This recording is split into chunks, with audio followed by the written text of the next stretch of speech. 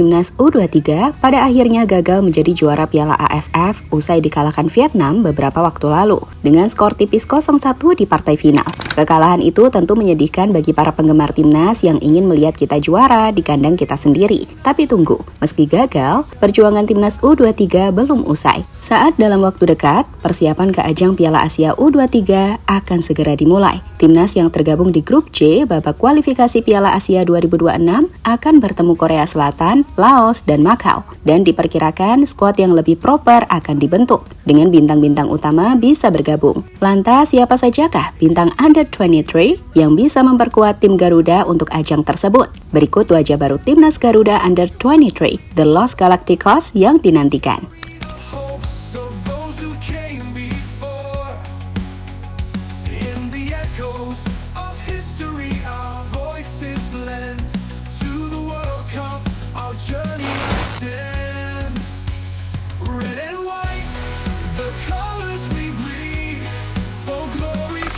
Setelah hanya berhasil menempati posisi 2 ajang Piala AFF atau ASEAN Championship Under 23, target berikutnya bagi timnas Indonesia adalah melaju ke putaran final Piala Asia U23 2026. Di bawah Gerald Vandenberg, misi ini akan jadi misi utama. Timnas U23 tergabung di grup C kualifikasi Piala Asia 2026 bakal menghadapi tantangan yang tak akan mudah. Terkhusus jika mengingat di grup C, Indonesia bakal tergabung di grup bersama Korea Selatan, Laos, dan Macau. Ingat, untuk lolos ke Piala Asia, Indonesia harus menjadi juara grup, atau kalau tidak, masuk ke dalam 4 runner-up terbaik dari total 11 grup. Jelas dalam hal ini, Indonesia nggak boleh kalah dari Korea Selatan. Dan untuk itu, skuad terbaik harus disiapkan guna mencapai misi tersebut.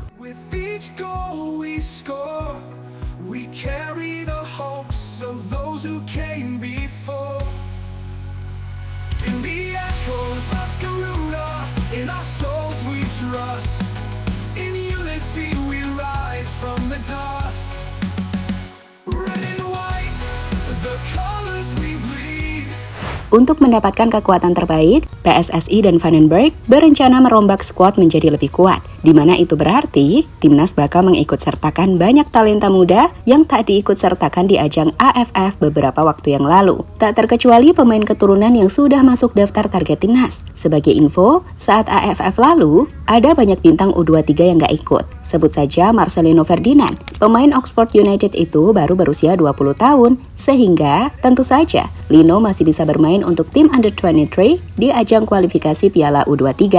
Selain itu, Ivar Jenner juga baru berusia 20 tahun. Ia bisa jadi tambahan menjanjikan di lini tengah yang selama ajang AFF nampak jadi titik paling lemah di tim Garuda. Kemudian ada Justin Hebner, 21 tahun, hingga Elkan Bagot yang juga masih berada di usia 22 tahun di sektor lini belakang. Sedangkan di lini serang, Rafael Strijk yang membela Dewa United juga bisa jadi opsi yang menambah kekuatan tim Garuda di sektor lini serang. So, dalam hal ini, cukup banyak pemain timnas U23 yang sejatinya punya kualitas luar biasa. Tinggal kita lihat saja apakah mereka akan dipanggil pada September nanti dan apakah mereka diizinkan pihak klub.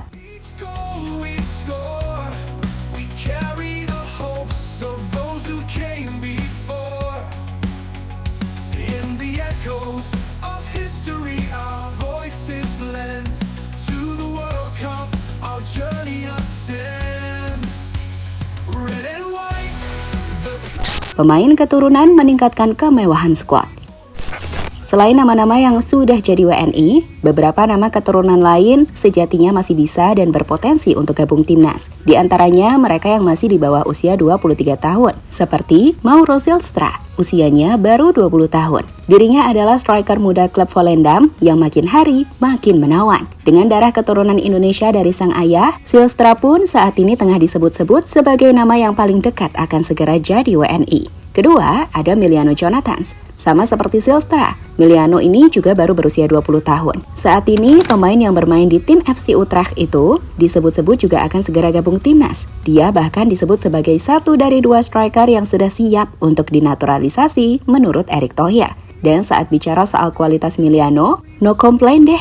Ia adalah salah satu wonderkid terbaik di Eredivisie saat ini, di mana artinya bisa mendapatkan dirinya akan jadi tambahan kekuatan yang signifikan.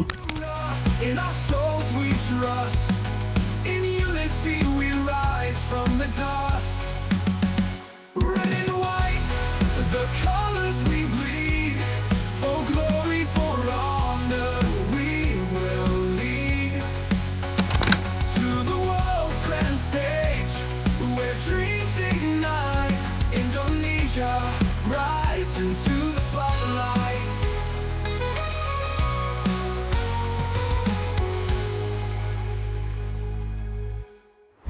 Tak berhenti pada dua pemain tersebut, PSSI juga ramai dikaitkan dengan Tristan Guyer, bek muda Ajax 20 tahun yang secara kualitas sangat tinggi.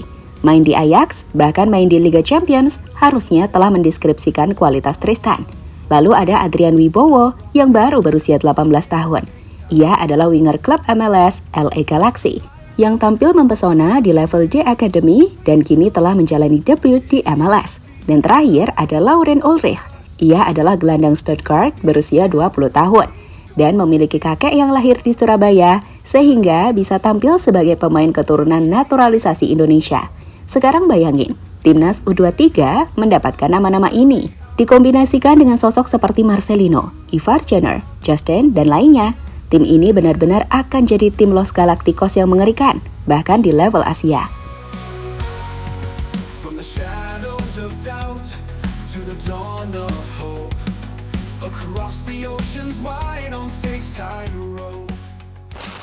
Formasi The Galacticos Timnas Under 23.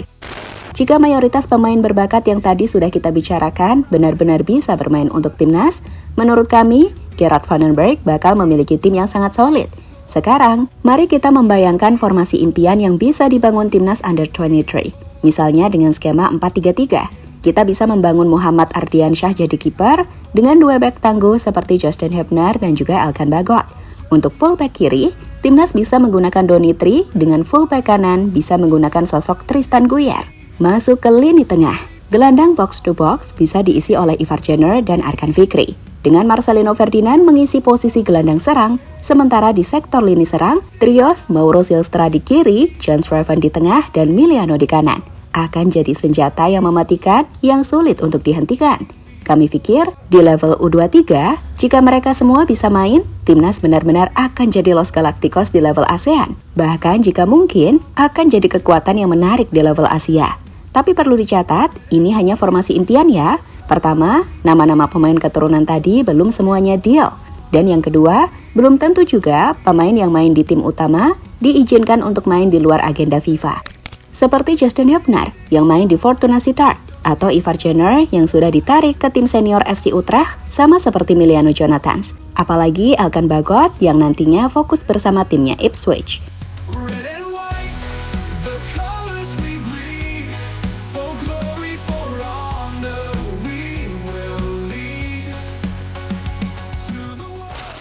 Prospek ke Piala Asia U23.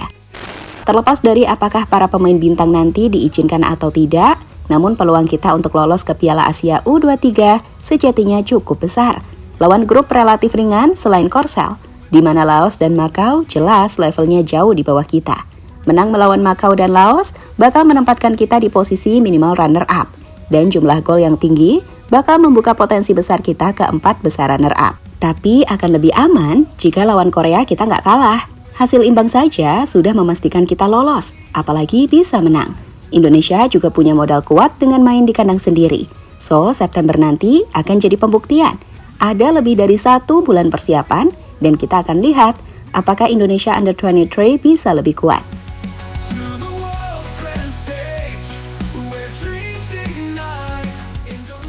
Pada akhirnya, inilah harapan besar kita.